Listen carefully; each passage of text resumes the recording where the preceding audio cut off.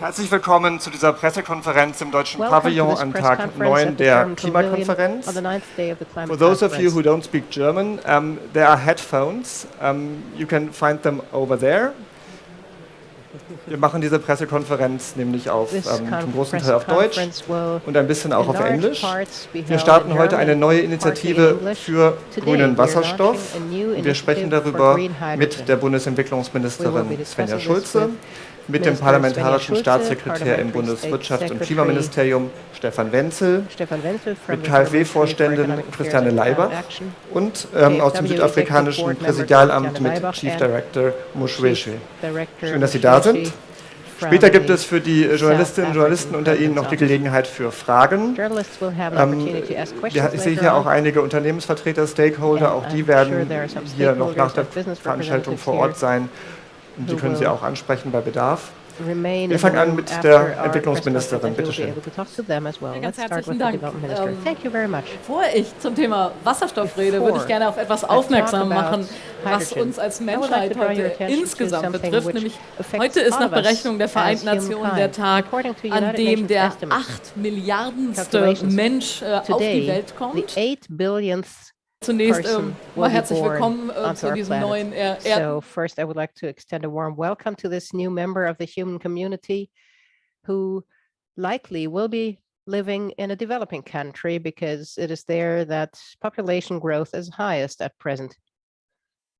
And since we're at the climate conference today, I would also like to point out that those who caused carbon emissions are mainly the more wealthy, be it in industrialized or emerging economies. The poorer countries with high rates of population growth are contributing very little to climate change. So it is our common task to advance development models that overcome poverty without ruining the entire planet. That is what the climate conference is all about: ambition and solidarity. 8 billion people also means that we have about 4 billion women and girls. And if humankind is to enable good lives for all, women and girls must be given equal rights. We know that empowering women and girls makes societies stronger as a whole.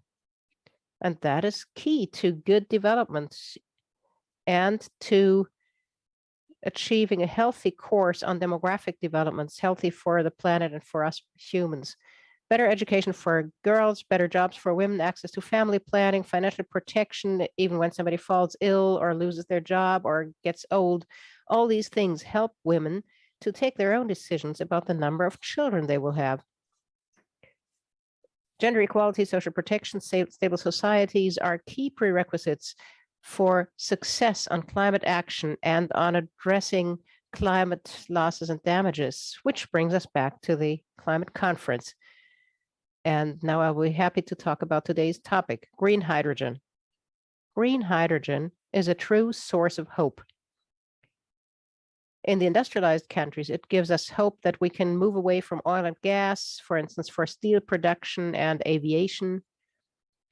And what is important to me is that green hydrogen should also become a source of hope for emerging and developing economies, because the new global green hydrogen economy must be more just than the old fossil economy. And in order to make that happen, we have to set the course now. Climate change, but also the current energy crisis, are teaching us worldwide how important it is to develop alternatives to coal, oil, and gas. Green hydrogen, which is made of renewable energy, is one of the key technologies in this regard. Many developing countries have a lot of wind and sun, and thus ideal conditions for production.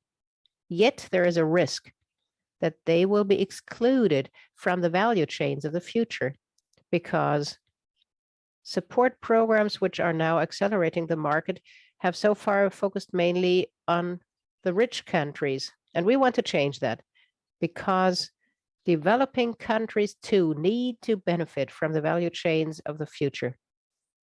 This is about a just transition, not just about transition, a just transition.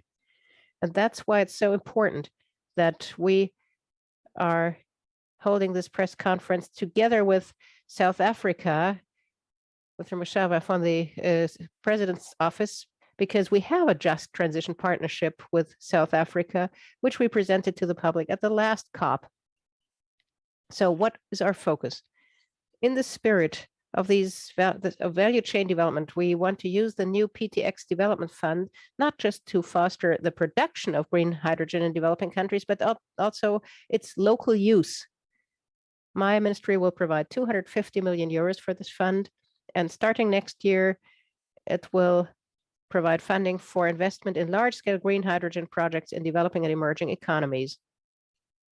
This will be about providing grants along the entire value chain, from the production of green hydrogen based on wind and solar parks, all the way to electrolyzers, and all the way to modern storage technology and hydrogen transport infrastructure. Support can also be given to using PtX products in our partner countries. One thing that is very highly in demand is the production of fertilizer from green ammonia and the use of hydrogen to replace natural gas in industrial production. The particular projects we will finance will still be identified on the basis of a joint effort, but irrespective of that, let me give you one example from our new climate partnership with Kenya, and that example has impressed me very much. Kenya already has a share of 90% of renewables in its power generation. With our assistance, they want to move to 100% by 2030. Kenya made a commitment to produce green hydrogen, and they're not thinking primarily of exporting it. They're thinking of producing fertilizer for their national or African use, because that can be done from green hydrogen, and that would make them more independent from fossil fertilizer based on natural gas, which is currently unaffordable for countries like Kenya in the global market at present. We're not thinking of that when we talk about hydrogen, but this is something that is very important to developing and emerging economies. And this is a point where climate action and food security merge. As a development minister, I, of course, devote a lot of attention to the food crisis in the Horn of Africa. And this perspective on hydrogen is a source of great motivation for me and gives me much hope for the future. Thank you very much. Thank you, Minister, State Secretary. Svenja Schulze. I'm very happy that we're presenting this here together, and I'm also very happy that we're doing this together with our partner country, together with KfW. And I think this is an important step, an important contribution we're providing through the Development Fund and the Growth Fund. In Europe,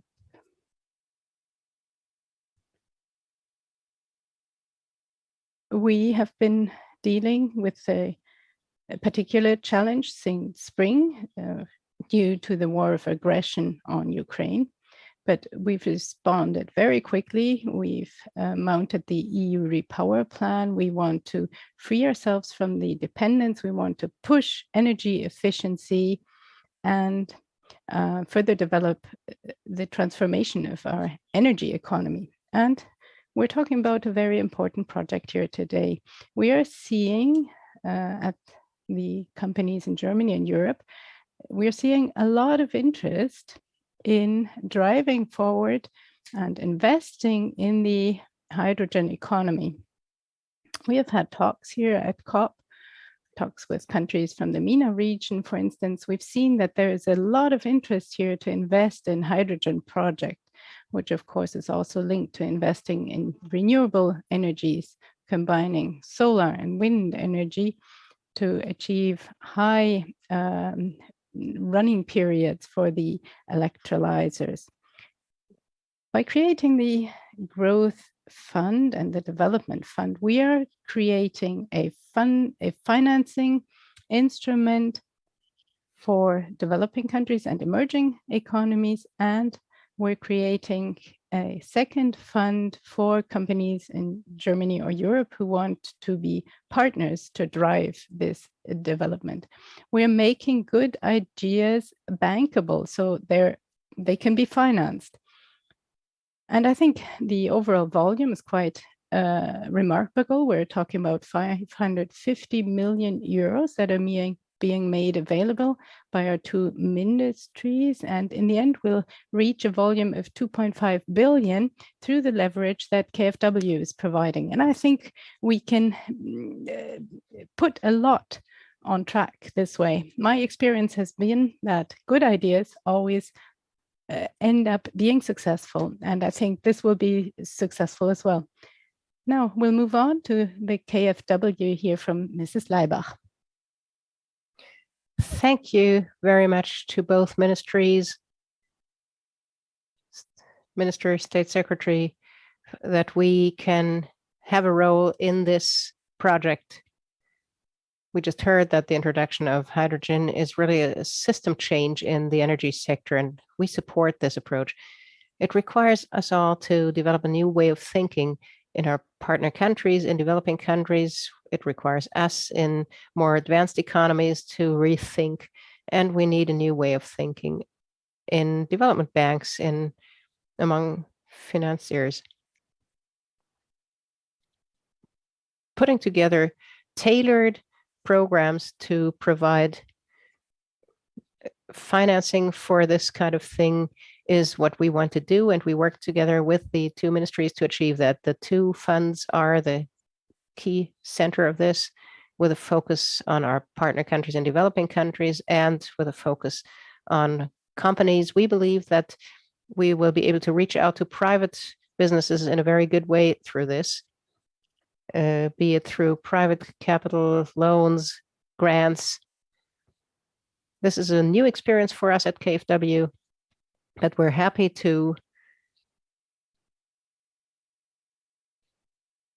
work together and pursue a new approach here.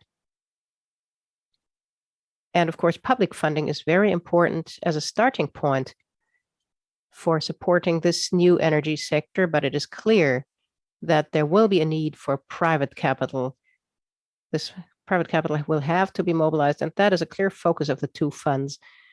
The public funding that is being provided should be complemented with private funding and be used to mobilize private funding. Only if we do this will we be able to seize the opportunities involved in the green hydrogen sector. Working with companies through KfW DEG, KfW IPEX, and KfW Development Bank will be our focus. We look forward to continuing our cooperation with our partner countries, especially with South Africa. I'm delighted that you are here today because we can push this forward. Thank you very much. Thank you, Mr. Moshe. The floor is yours.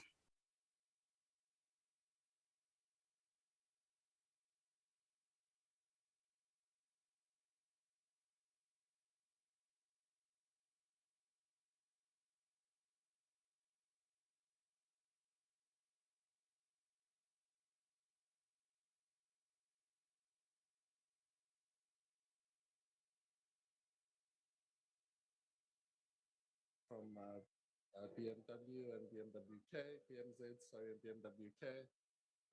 We have an instrument through GIZ through which we are developing the green hydrogen sector in South Africa. There's also funding support through KfW for nascent projects that need an element of project preparation support to be able to reach financial close. And we see this PtX fund as adding to those instruments that allow us to reach the full potential of green hydrogen.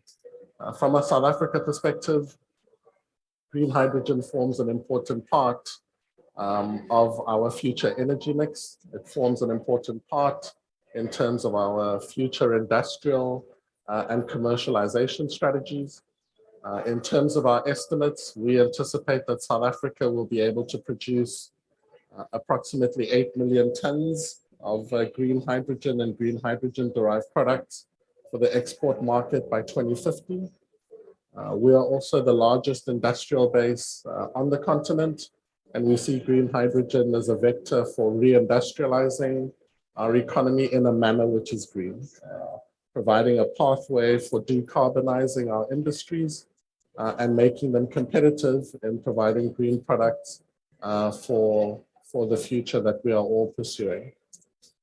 We anticipate that could be anywhere up to 5 million tons of green hydrogen for domestic consumption. So for us, it's not a strategy only based on exports, but one in which we see a dual path for green hydrogen's role in decarbonizing our economy, plus also helping us to decarbonize our partner countries like Germany. Because of the price premium associated with green hydrogen, we do see exports leading. That gives us the ability then to develop demonstrable projects to prove our capability in being a reliable supplier within the space, attracting capital. And for us, that element of project development is one which is almost a crucible. It's one which brings all elements together, policy, regulation, civil society, and all other elements, funders, transporters. And as such, we have this focus and partnership with KfW around developing projects of this kind. So we look forward to future collaboration and cooperation with the German government in a manner which, as you're saying, allows for a just transition. We do understand that we are one that carries a heavy burden in terms of our emissions, and our Just Energy Transition Plan, I think, demonstrates to the rest of the world the seriousness with which we take that and the opportunity to partner with the developing countries in order to fast track our transition away from fossil fuels. Thank you. Thank you very much. Wenn Sie Journalistin oder Journalist sind und eine Frage haben, dann melden Sie sich bitte und die Kollegin. Thank you very much. If you're a journalist and have a question, please raise your hand and a microphone will be given to you. Bettina Herzog from DPA is the first. Could you hand on the microphone? Bitte noch den Ton vom Mikro anmachen. And the microphone should be turned on, of course. Hello? Hello, yes. Mr. State Secretary, I'm not sure I caught the numbers you mentioned. So you said you expect approximately 8 million tons of green hydrogen for export by 2050. Is that correct? And up to 5 million for domestic consumption by when? Also 2050, okay. Frau Schulze, Herr Wenzel, wann denken Sie denn das erste? Mr. Wenzel, when do you think the first projects on the ground can be started? When do you think will we see the first actual structures, and how much money is already available for comparable projects? In your press release, you talked about further funding, so there must already be projects of this type. Oh, maybe you can give us a short update on the current state of negotiations. The Egyptian presidency was a little pessimistic yesterday and said we need to work harder yesterday.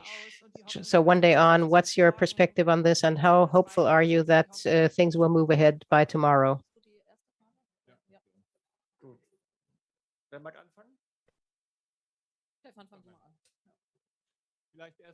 Right, I will start. So what other funding tools are there? This tool of the Growth Fund and the Development Fund complements a support strategy which is already evolving. One key element is our H2 Global project, which is a double auction model.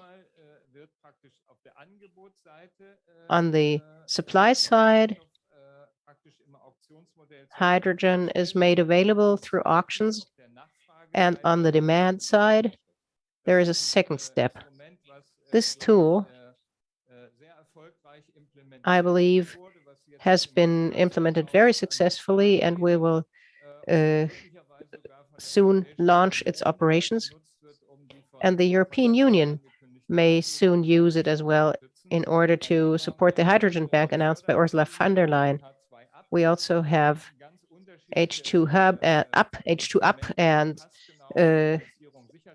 another support tool in order to make sure that we address many different aspects.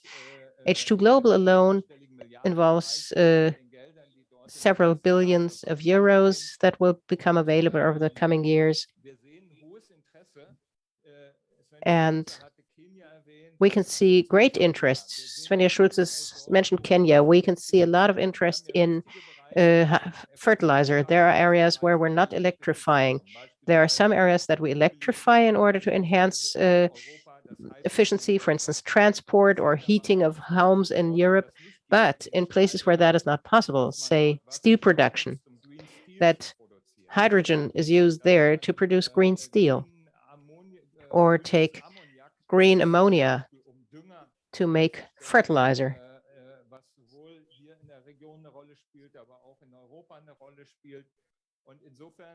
This plays a role for this region, but also for Europe. So we have a tool here which fosters investment on both sides. Here in this region, you have the United Arab Emirates, you have Egypt, you have Kenya, you have South Africa.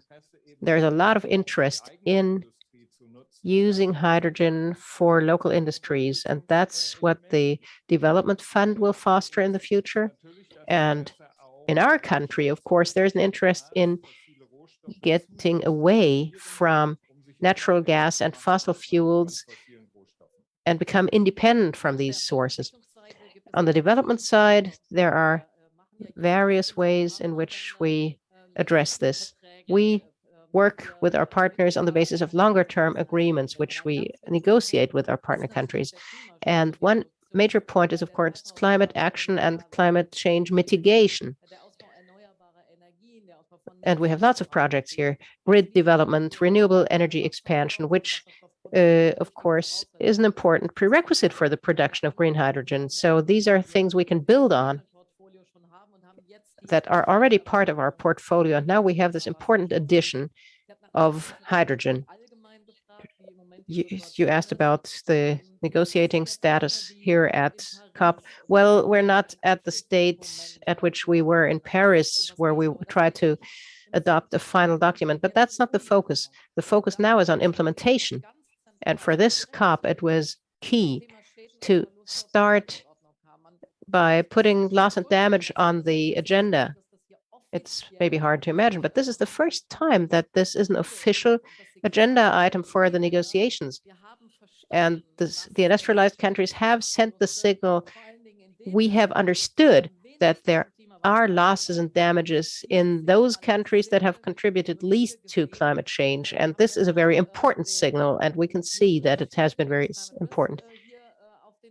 Yesterday, we launched the climate risk global shield against climate risks with the V20.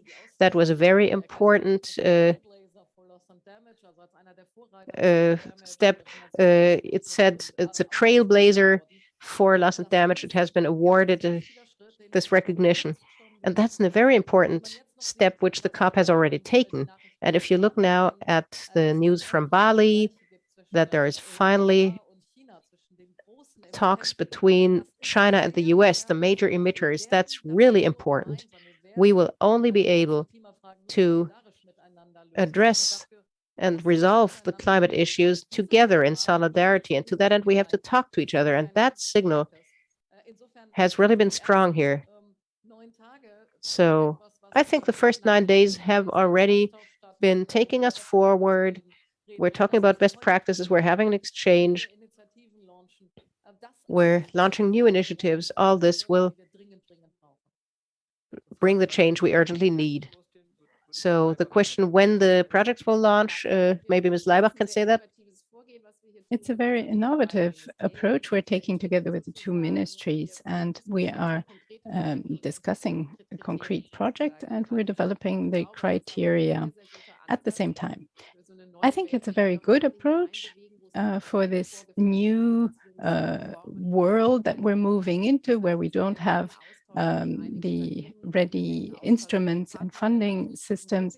We're in close cooperation with partner countries and want to develop what are the best approaches and methods and how we can best support project financially. We expect that we can actually start to prepare projects as of 2023 and will then move into implementation together with the partners.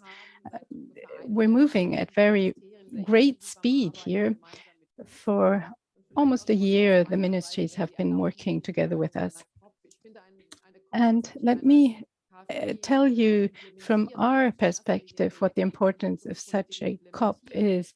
We fund projects, we implement projects. So below the political level, it is also important to show that implementation is taking place and that it is possible, because it is implementation that will make us achieve our goals. So I'm very happy that we're working so closely together and are able to present these funds today.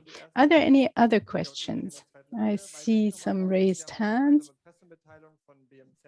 We have a joint press release by the two ministries, which you can find online on our website. The final declaration is also a topic today. How confident can we be with regard to the 1.5 degree as with regard to NDCs? So little is moving. What do you think of that? It's difficult to give an assessment on that today. It's enormously important that we address the 1.5 degree, because we know from the IPCC report that the difference between 1.5 degrees and 2 degrees is gigantic. It seems to be little, but it means a lot to the world. We're already seeing that, looking at the dramatic flood disasters in Europe or in the global south. We see terrible storms, devastating drought, and we're facing one of the worst hunger crises which the world has ever seen. And these are all consequences of the various overlapping crises. So it is all the more important that what was agreed in Paris, which is the 2-degree target, and increasing our ambition. I cannot tell you what the document in the end will look like, but it is important what actually happens in implementation to bring us towards achieving our goals. And that's why this conference is so very important. We're not the only ones launching fascinating projects and showing how we could move towards the 1.5 degrees and showing how these things can be financed. I had a very interesting meeting on a project with Rwanda yesterday. There are many such projects here, and that is so important. This climate conference is also a pooling of these projects. Each and everyone are trying to bring their projects to the point for this conference. And that's, in sum, all of that can bring the necessary reductions. And that's why the conference is so important. And let me add something briefly. We know that decisions are always often taken on the last day, and sometimes even prolongation is necessary. We have loss and damage on the agenda, and especially concrete steps for implementation. And that gives me a lot of hope. And this also includes hydrogen as a topic, because it opens new economic opportunities for the region here, because the countries here have very good competitive advantages. And with regard to the NDCs, I think we will still see development going beyond what was presented in the past. Of course, China plays a central role. So the talks in the margin of the G20 summit are also so very important. Minister Schulze just mentioned that. And so the engagement and commitment of our colleagues in Bali is so important, and also has a mutual effect on what happens here. So we need exponential progress. We know that linear progress is not enough. And yet we're also seeing that we have the technologies now to move away from fossil fuels, and we can move faster than many of us may have thought some years ago. Martina Herzog, DPA, in the first row, has another question. Mr. State Secretary, the German minister mentioned that loss and damage is on the agenda and that this is actually a success, but that's not the same thing as actual decisions. So for your country that's likely to be hit worse by climate change than Germany, what is your take on the dynamics and what do you expect to happen in the coming days? Thank you very much for that. We do understand, as the Minister and the State Secretary have said, that loss and damage is the first time that it's on the agenda. It is a complicated issue, one that we are confident that through joint partnership we'll be able to resolve. I think it speaks to sort of the need to address some of these difficult issues. We do understand that an issue like this may not be resolved necessarily in this engagement, but we are hopeful that substantive targets will be reached that are agreeable to both parties. I think also to add on to some of the earlier questions, these issues around mitigation and adaptation are important also within the context of green hydrogen, because the sooner that we can move away from fossil fuel-based industries and solutions, the lesser the impact can be. As you rightly say, South Africa already has a global warming average twice that of the world average. We are feeling the impacts very directly in terms of the impacts of flooding, droughts, and other effects. But we do see opportunities like that of green hydrogen as one that poses sort of real and tangible opportunities to transition away from a fossil fuel-based economy and economies that we have all developed for hundreds of years. We see the potential to have projects that reach financial close as early as the end of next year. So it's not something which is intangible or far away. These are projects of significant scale that we see coming into market and reaching financial close within the next 12 months. So for us, we do see some light at the end of the tunnel. We do understand the discussions around loss and damage will be robust, but we anticipate that through our partnership and friendship, we'll be able to find ways where we mitigate the impacts of these on smaller and less developed economies. Die nächste Frage kommt von Lorenz Beckert von der ARD.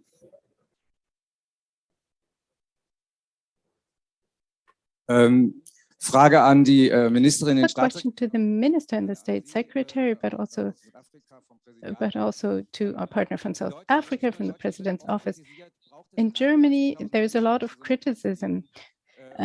People asking, does it take 33,000 people traveling to COP to address climate change? Now, the projects that you have prepared were prepared in advance. You're announcing them here. How much is the share of the work for which you actually lead the COP?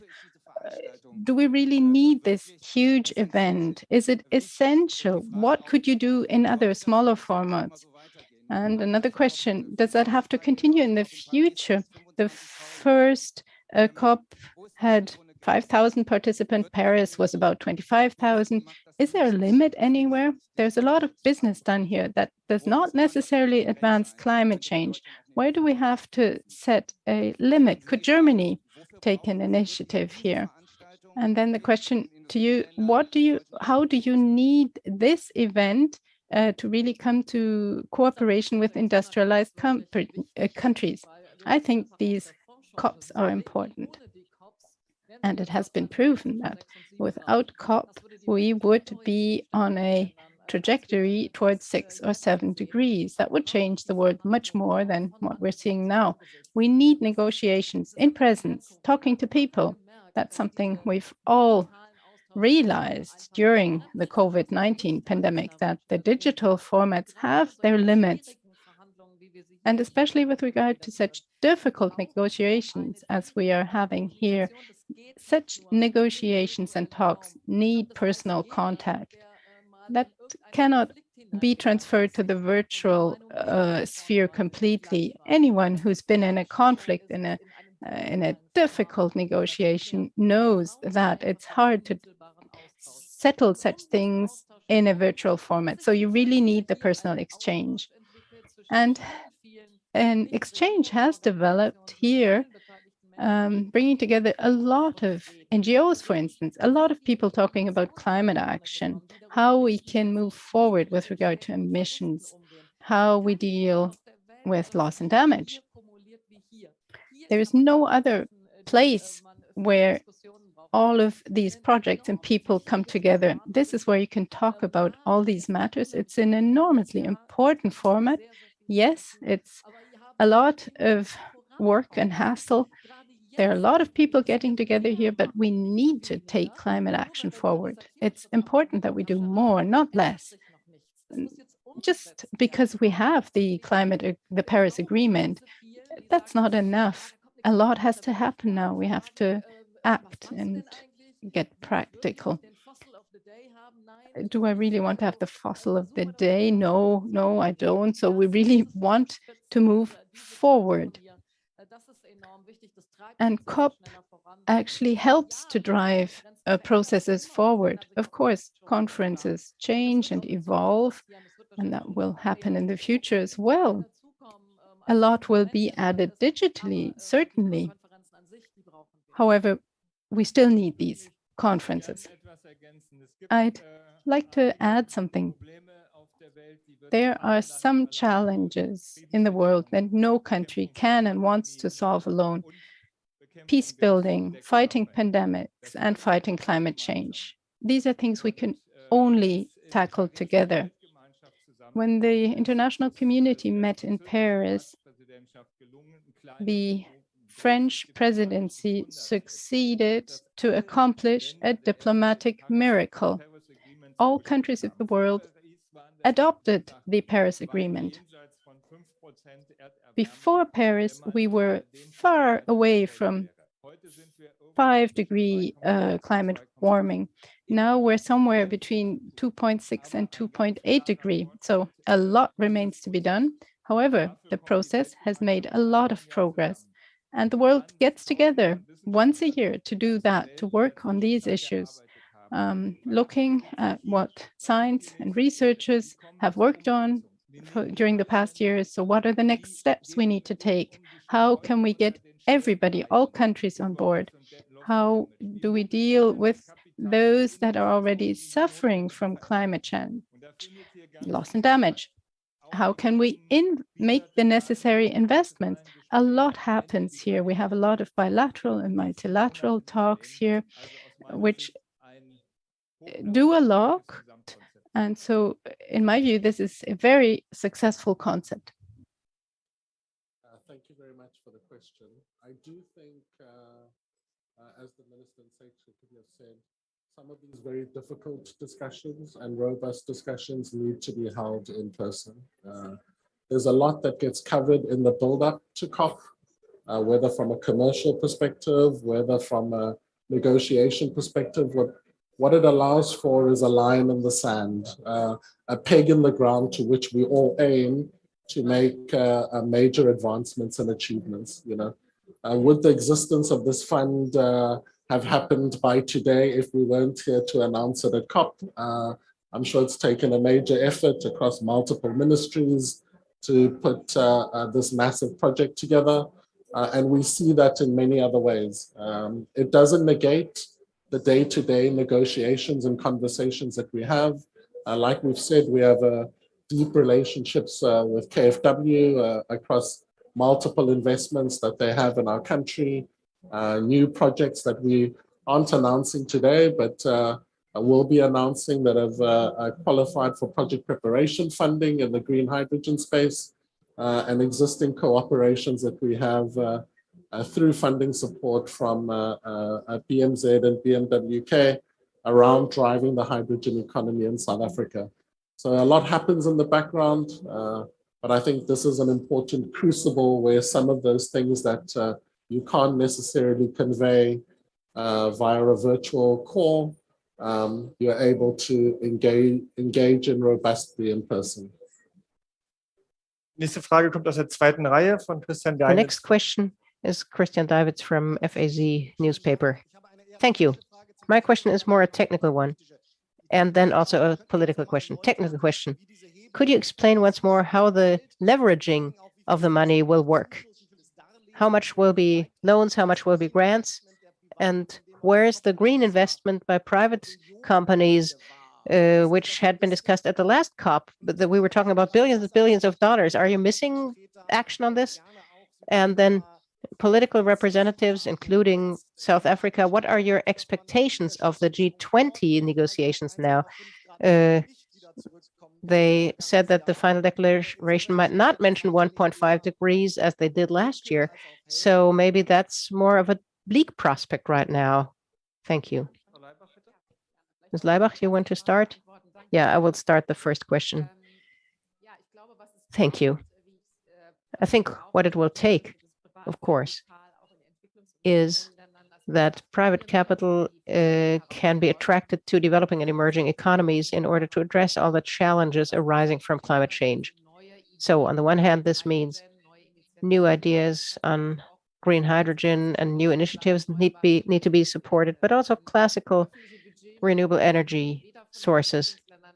And public budgets, neither in developing countries or in developed countries, will be enough to support this development. So as KfW, we feel that we can form the link through our instruments to really get private investors on board. What do private investors expect? Well, for one thing, they expect good projects that have good funding, that follow international standards, so they can be sure they will enter into well-managed projects that also meet environmental and social criteria and governance criteria. And through the way we select and accompany projects, we can ensure that and give them a guarantee that this will be there. And we are also very active in many countries that have political risk, that have economic risk, and using public funding, but also our own capital to foster investment that involves a certain degree of risk, and protecting private investors against that risk can help to attract them to new ideas and new countries. So this is a very important focus for green hydrogen, but generally in development cooperation, because we want to use the public budget funding which is allocated to us, which we as citizens are making available for development cooperation. We want to use them to the best possible effect. And I think the PtX platform and the hydrogen funds are a very good example of that.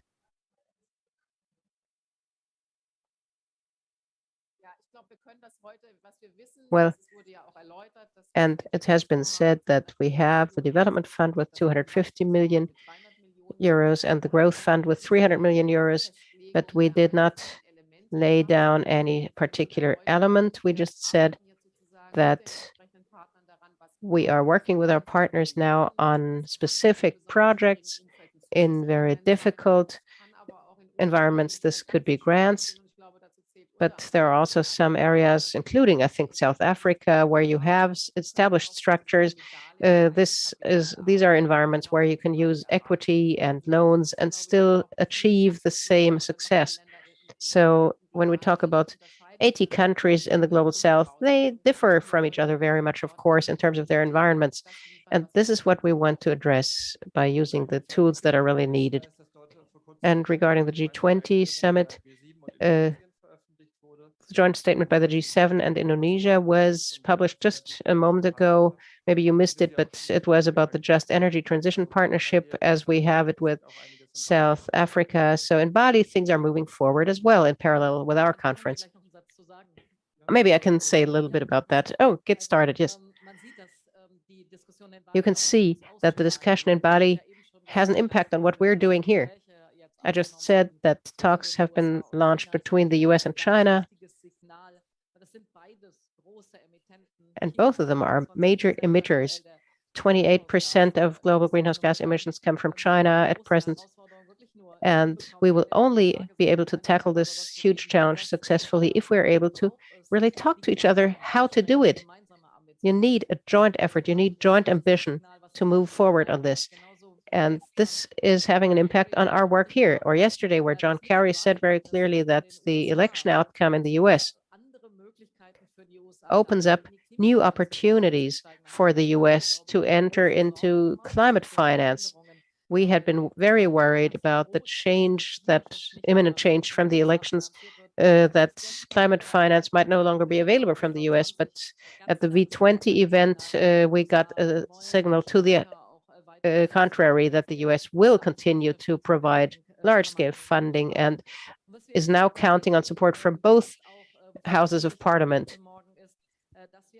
And in Bali, we published that we will have a just energy transition partnership, a JETP with Indonesia.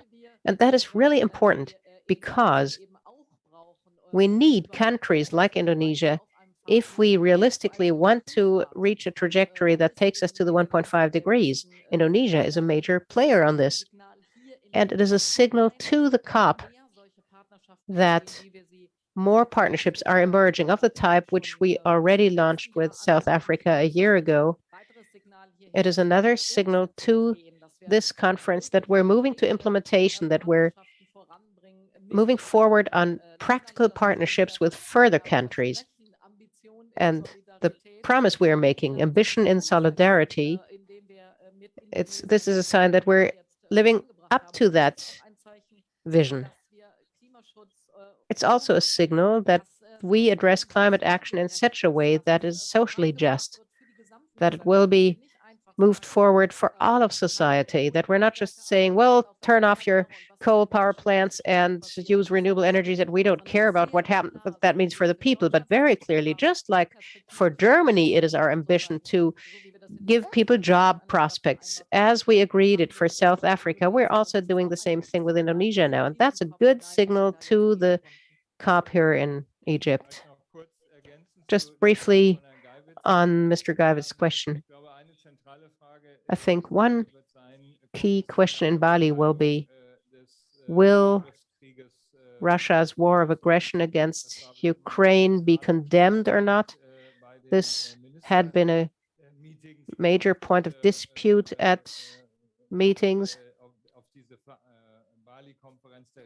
in the run-up to the Bali meeting of heads of state and government. And from what we hear, there will be a clear commitment on the 1.5 degrees, and the wording that had been laid down in Glasgow on this, that is a key signal.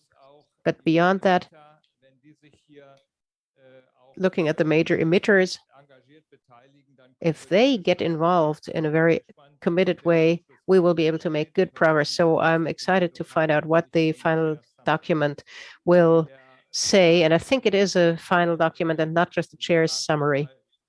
You asked about the budget funding. Well, the budget funding we provide is the 550. 500, sorry.